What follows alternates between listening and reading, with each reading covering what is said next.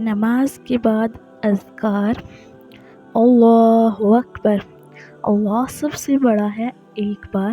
صحیح البخاری 842۔ استغفر اللہ، میں اللہ سے بخشش مانگتی ہوں، 3 بار۔ صحیح مسلم 134۔ اللہم انت السلام ومنک السلام تبارکت یا ذا الجلال والاکرام۔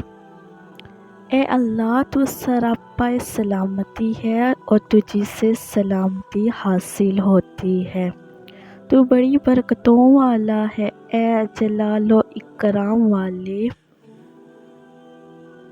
صحیح مسلم 1334۔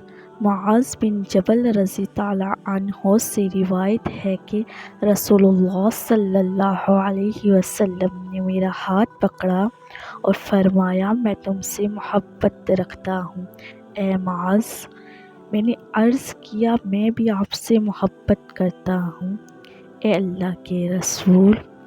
تو رسول اللہ صلی اللہ علیہ وسلم نے فرمایا، تم ہر نماز میں یہ کہنا نہ چھوڑنا، ربی اعنی علی ذکرک و شکرک و حسن عبادتک۔